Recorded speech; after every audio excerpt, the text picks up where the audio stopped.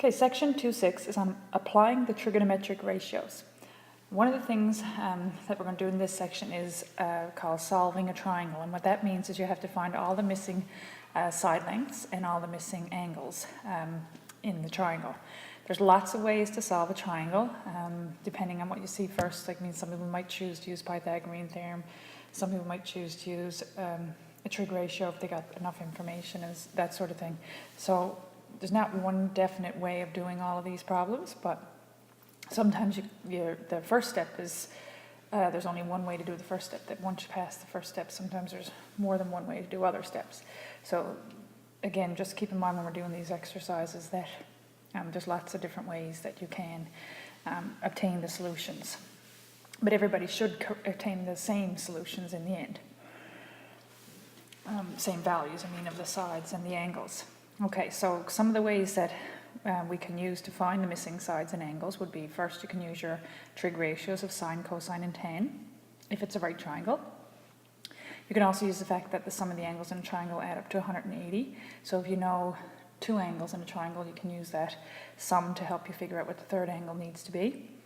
If you know two sides in a right triangle, you can use the Pythagorean theorem to determine the length of the third side. And it's another thing that's important to remember when doing these problems is we should try, when possible, to use the information that's given rather than information that we've calculated to go on to a further step, because maybe we might have made a mistake. So if we can use the information that's given, then we wouldn't carry through a mistake from one step to the other. Anyway, as we get through the questions, you'll see what I mean by that if you're not really sure. Okay, so the first example here asks you to solve the triangle. And what you want to do here is find all the missing angles and sides. So the first thing I see is that angle A is the only angle that's missing, and that would be easy to calculate because angle A would simply be 180. Take off the 90-degree angle, take off the 63-degree angle, and that would leave you with 27 degrees. So angle A is 27 degrees, would be our first missing piece of information. And you can fill that in your diagram if you want. So the next piece of information we need to find is AC and AB. So side AC, I'm going to put an X on that, and side AB, I'm going to put a Y on that. If I was going to find side X, I would probably use this angle up here because that's the one that was given, rather than use 27 just in case I made a calculation error.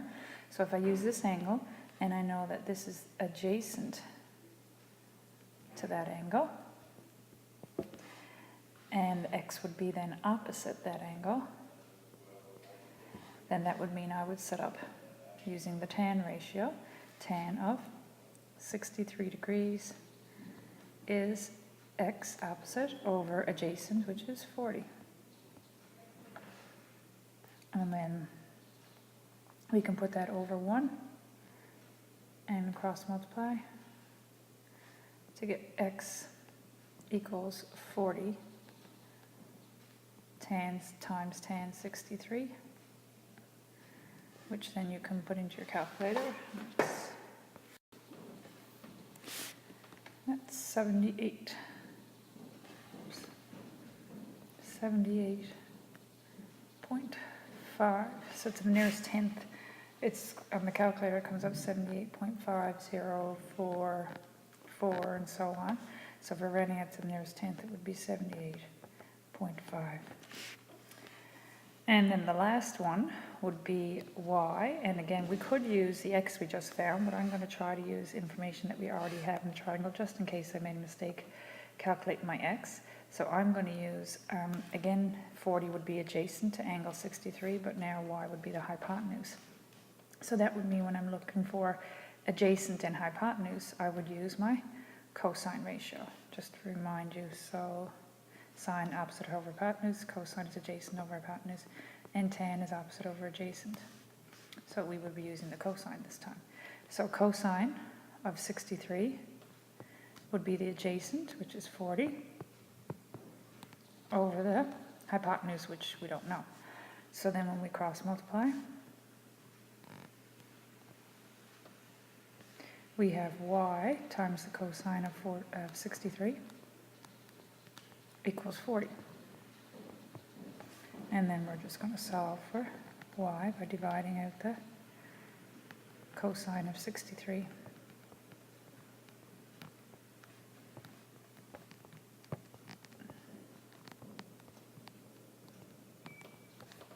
And that gives you, because they will cancel, y would be 40 divided by cos of 63, which would be 88.10757, so on. So if we're rounding it to the nearest tenth, it would be 88.1. Okay, example 2 asks you to solve a triangle. This time we have two sides given to us to start, and we don't know any angles apart from the 90-degree angle. So I would think the best thing to start with here would be using Pythagorean theorem, because we do have two sides in a right triangle and we are just missing the third side. So if we set up our Pythagorean theorem, leg squared plus the other leg squared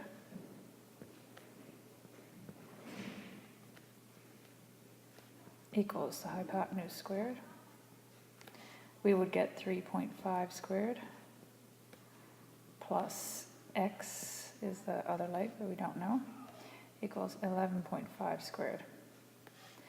So that would give us 12.25 plus x squared equals 132.25, which would give us x squared equals 132.25 minus 12.25, which will give us 120.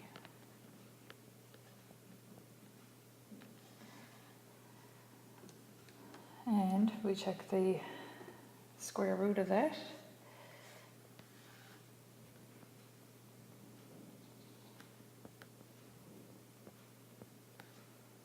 And we don't need to consider plus or minus x because we know that the x can only be a positive in this case here. And it would be square root of 120, which is around 10.954. So that would be approximately, to the nearest tenth would make that 11.0. And then we can find our angles.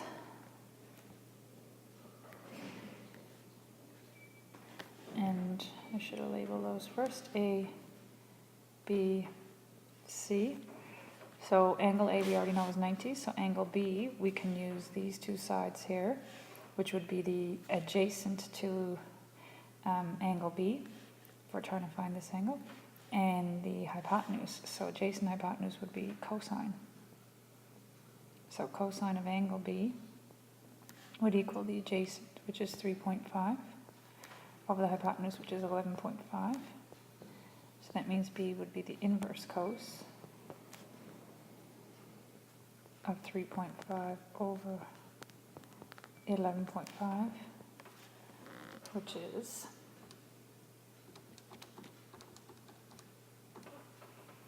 72.281, so on, which is 72 degrees to the nearest degree.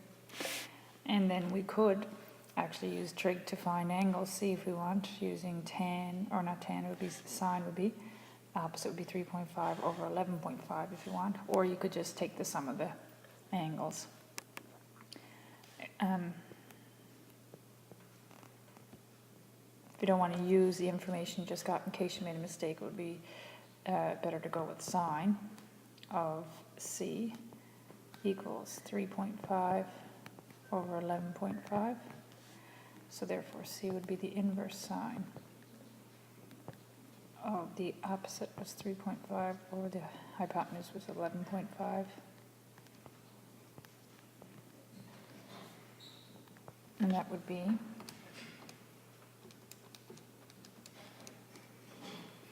approximately 17.7 degrees which we round up to the nearest, that would be about 18 degrees. Which is the same thing we get if we took 180, subtract the 90, subtract the 72 that we found earlier. Either way, we get the same answer. Okay, so example 3 has a problem where we have a 13-meter tall farmhouse located 28 meters away from the tree. So we're going to assume that this is 28 right here, because otherwise we're not going to be able to do this problem. So 28, this measurement is taken 28 meters away, and it's 13 meters from top to bottom, so that would be 13. Which means this distance here would also be 13. So that's part of the height of the tree, but we need this little piece here to get the rest of the height of the tree. We know that the angle of elevation from the roof of the house to the top of the tree is 30. So from the roof of the house, there's your horizontal from the roof of the house. And you would measure up from that horizontal for elevation, and that would be 30 degrees. So we have enough information there in our right triangle, because this would be our right triangle. And we would use, if we want to find out what x is, because once we know x, all we have to do to figure out the height of the tree would be to add that to 13. So if we work this out, we've got from the reference angle of 30, we're looking for the opposite side, and we have the adjacent, so that would be a tan problem. So it would be tan of 30 degrees is opposite over adjacent, which would be 28, and then put that over 1 and cross multiply is going to give you x equals 28 tan 30, which you probably plug into your calculator. 28 times the tan of 30. If the calculator works backwards, you have to hit 30 and then hit tan. So then that would give you 16.1658. So that's approximately 16.2 meters. So therefore the height of the tree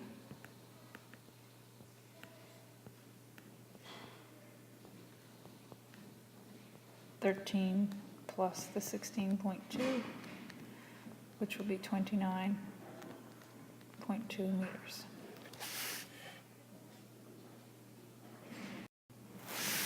All right, we already talked a little bit about angles of elevation and depression, and basically an angle of elevation is measured from your wherever your measurement is taken. Draw a horizontal line from that point and measure up from that horizontal line.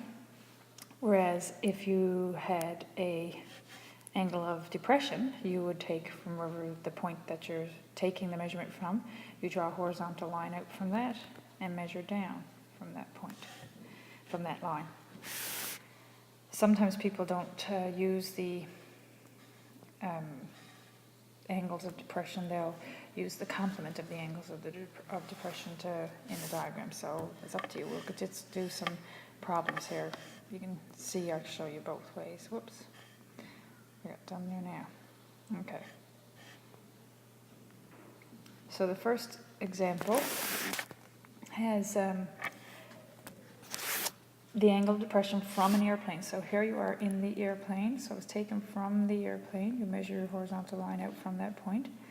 And the angle of depression would be measured down from that horizontal line. And it's given to be 28 degrees. Now, so there are two angles you can get from here, because right now this angle of 28 is outside the triangle. That's going to be used in a few minutes to help us answer the question. So if we just fill in the rest of the information, then I'll show you which angles to work with.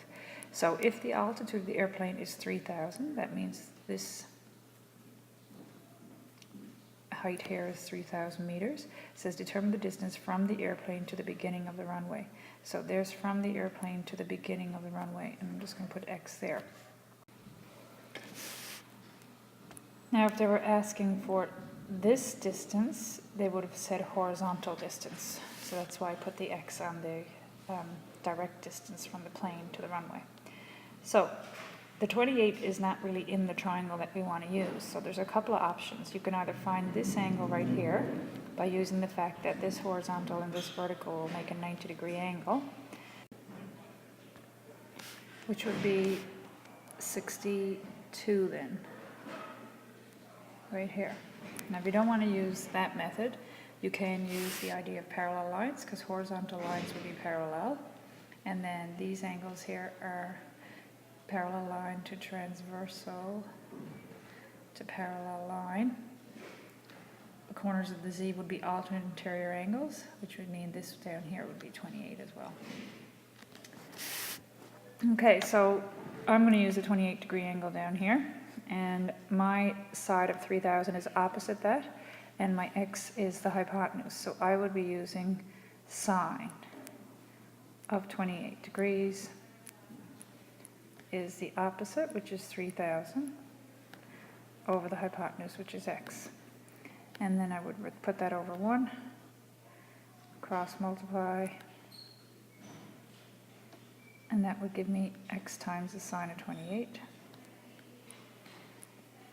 equals 3000. So to get x by itself, we're going to divide both sides by sine of 28, so that would just be 3000 divided by sine 28, because it would cancel out on the left side, and that will give you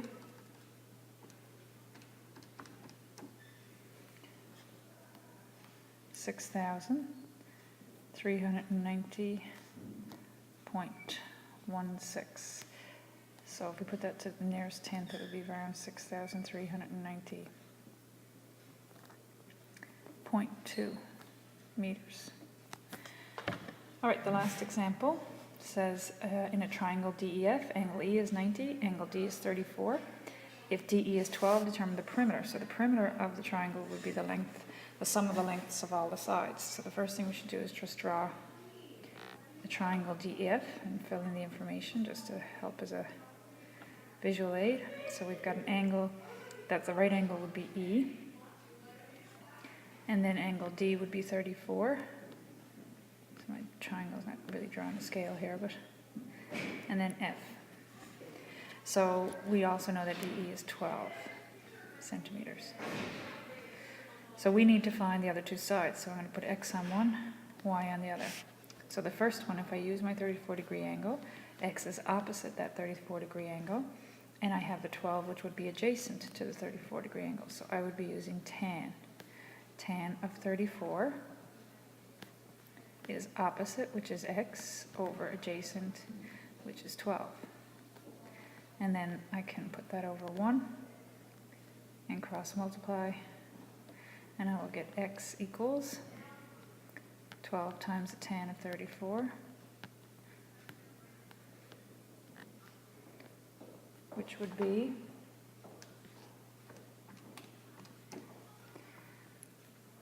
8.094, so on. So if we round it off to the nearest tenth, that would be 8.1 centimeters. And then Y would be the hypotenuse of my triangle, and if I use the 12 that's given, that would give me cosine information, because I'd have cos of 34 is adjacent, which is 12, over hypotenuse, which is Y. So then if I cross multiply those, I'm going to get Y cos 34 equals 12. And then if I want to get the Y by itself, I'm going to have to divide both sides by cos 34. So I'll end up with 12 divided by cos 34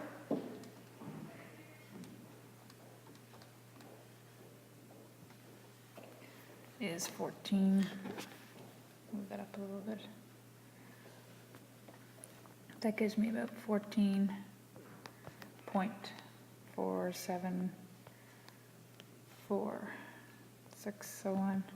So that would be about, to the nearest tenth, would be about 14.5 centimeters. So therefore the perimeter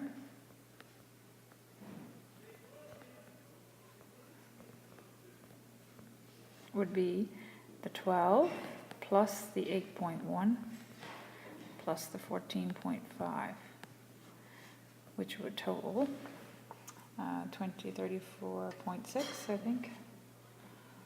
12 plus 8.1, 14.5, 34.6 centimeters.